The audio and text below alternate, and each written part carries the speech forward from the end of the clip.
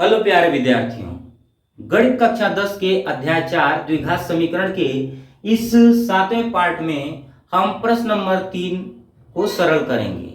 क्योंकि प्रश्न थोड़े बड़े हैं इसलिए हम छोटे छोटे पार्ट में वीडियो आप लोगों को शेयर करते रहेंगे। तो आइए देखते हैं प्रश्न नंबर 3। निम्न समीकरणों के मूल ज्ञात करें। निम्न समीकरणों के मूल, तो मूल ज्ञात करने के लिए हम क्या करते हैं? द्विघात सूत्र का प्रयोग करते हैं। और मूल ज्ञात करने के लिए हम क्या करते हैं? गुणनखंड विधि का प्रयोग करते हैं। तो दोनों विधियों से आप मूल ज्ञात कर सकते हैं, लेकिन कब? जब द्विघात समीकरण ax² धन bx धन c बराबर 0 के रूप का होगा तभी तो आप ज्ञात कर पाएंगे। तो ये जो समीकरण दिए हैं इन लोगों को हमको क्या करना होगा? इन इक्वेशंस को पहले द्विघात समीकरण में कन्वर्ट करना होगा। क्या करना होगा? द्विघात समीकरण में कन्वर्ट करना होगा।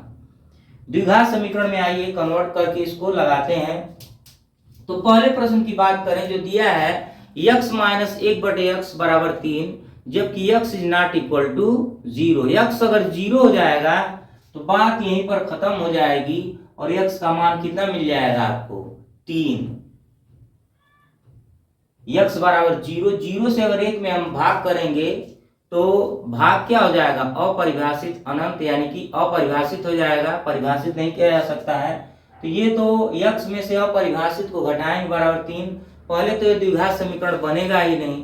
कब? जब x इज इक्वल टू हो जाएगा 0। इसलिए यहाँ पर बताया गया है कि x का मान 0 नहीं होगा, यानी 0 के अलावा कुछ भी हो सकता है। तो आइए पहले इसे सरल करते हैं। x माइनस 1/x बराबर 3। ठीक, अब देखिए x का x में गुणा हो जाएगा तो x² माइनस 1 पूरे का बटा क्या? x और बराबर 3। भिन्न हो गया ना, अंश बटे हर का मतलब क्या हो गया? भिन्न। और जब भी भिन्न होगा तो हम एलसीएम लेकर के सरल करते हैं। x का गुणा 3 में करेंगे तो क्या हो जाएगा? x² माइनस 1 बराबर 3x। तो x², इसको इधर लाएंगे, माइनस 3x माइनस 1 बराबर 0। अब दोनों मेथड से हम सरल कर सकते हैं। किसको? इसको, क्योंकि ये द्विघात समीकरण के रूप में बन गया, नहीं बन गया? x² माइनस 3x माइनस 1 बराबर 0। x² का गुणांक 1 हो गया, x का गुणांक माइनस 3 हो गया और माइनस 1 क्या है? अचर पद है। तो गुणनखंड विधि द्वारा भी आप इसको सरल कर सकते हैं। कैसे सरल करना चाहेंगे? द्विघात सूत्र का प्रयोग करके। तो द्विघात सूत्र से लगाइए, a बराबर 1, b बराबर माइनस 3 और c बराबर क्या हो गया? माइनस 1। इसमें कहा है कि मूल ज्ञात करिए। गुणनखंड विधि से चाहे जैसे भी निकालिए। तो हम अभी सूत्रों के प्रयोग के द्वारा पार्ट 6 में पढ़े, अब पार्ट 7 में हम पढ़ रहे हैं इन द्विघात समीकरणों को, यानी इन समीकरणों को। देखिए समीकरण कहा है, द्विघात समीकरण नहीं कहा है। ये क्या है? समीकरण है। इनको हम कन्वर्ट किए किसमें? द्विघात समीकरण में। तो सब बात छोड़ के इस प्रश्न पर आते हैं। x बराबर क्या हो जाएगा? माइनस बी प्लस माइनस करड़ी में b² माइनस 4ac अपन कितना? 2a। ये हमारा हो गया सूत्र, और इसी सूत्र का हम प्रयोग करके मूल ज्ञात करेंगे। तो देखिए x बराबर क्या हो जाएगा? माइनस b के जगह पर क्या है? माइनस 3 और प्लस माइनस करड़ी में b² यानी माइनस 3 का वर्ग माइनस 4 गुणे a की जगह पर कितना रखना है? 1 और c की जगह पर कितना रखना है? माइनस 1 और बटे कितना? 2a, a की जगह पर 1। अब देखिए x बराबर क्या हो जाएगा? ये 3 प्लस माइनस करड़ी में b² यानी 3 त्रिक 9 और ये प्लस 4 हो जाएगा और बटे 2। तो x बराबर हो जाएगा कितना? 3 प्लस माइनस 9 4 13 और बटे 2। ये हमारा आंसर हो जाएगा। तो इस तरह से हमने समीकरण को पहले द्विघात समीकरण में बदला और द्विघात समीकरण की तुलना ax² धन bx धन c बराबर 0 से किया। वहां से हमको abc मिला और इस abc को इस द्विघात सूत्र x बराबर माइनस b प्लस माइनस करड़ी में b² माइनस 4ac अपान 2a में पुट कर दिया, रख दिया और उसको सरल किया। तो सरल करने पर x बराबर 3 प्लस माइनस करड़ी में 3/2 आंसर आ गया। अब यहाँ से x के 2 मान मिल गए, अतः x के कितने मान हो गए, अतः मूल हम बस ऐसे लिख देंगे 3 प्लस करड़ी में 13/2 कामा 3 माइनस करड़ी में 13 और बटे 2, ये हमारे मूल हो गए। ठीक, अब बात करेंगे हम दूसरे क्वेश्चन की। दूसरे क्वेश्चन को भी हम क्या करेंगे, सरल करके द्विघात समीकरण के रूप में पहले बदलेंगे और वहां से ए बी सी का मान ज्ञात करेंगे और ए बी सी के मान को हम कहाँ रखेंगे, इसी वाले सूत्र यानी कि श्रीधराचार्य सूत्र। इस सूत्र को हम क्या कहते हैं, श्रीधराचार्य सूत्र। श्रीधराचार्य सूत्र में हम रख देंगे और हमको मूल प्राप्त हो जाएंगे। तो आप इसे नोट करिए, फिर हम दूसरे क्वेश्चन की ओर बढ़ते हैं।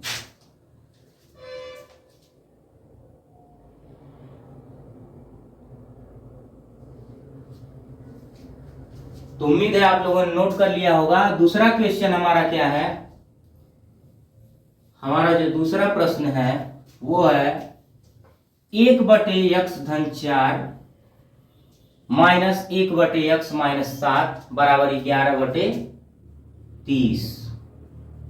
1/x-4 माइनस 1/x-7 बराबर 11/30।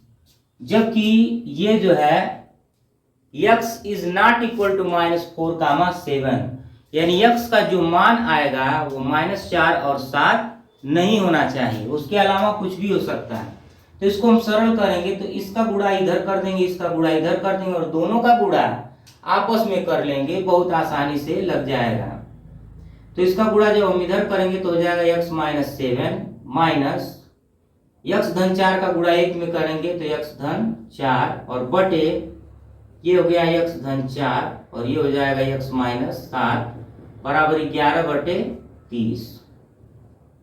अब देखिए ये हो गया x - 7 माइनस x और -4 बटे x का इसमें गुणा करेंगे x², x का -7 में तो -7x, अब 4 का x में तो +4x और 4 का 7 में तो -7 चौको 28 बराबर 11/30।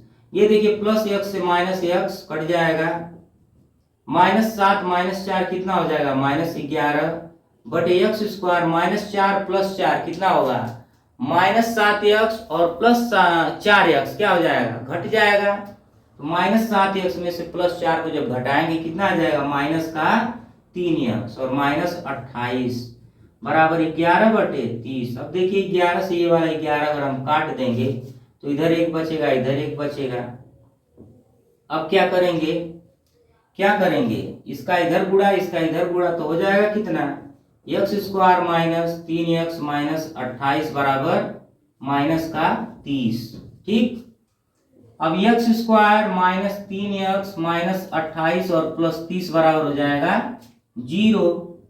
तो ये x² - 3x और +2 बराबर 0।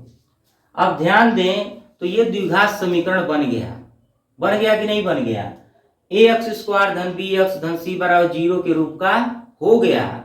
अब यहां से a बराबर क्या हो गया 1, b बराबर क्या हो गया -3 और c बराबर क्या हो गया 2। ठीक, तो श्रीधराचार्य सूत्र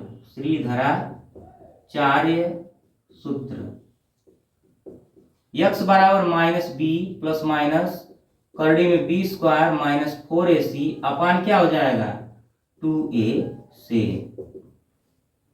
तो x बराबर -b यानी -3 और प्लस माइनस करड़ी में b² यानी -3 का स्क्वायर -4 गुणे a का मान 1 और c का मान 2 और बटे 2 गुणे a का मान 1।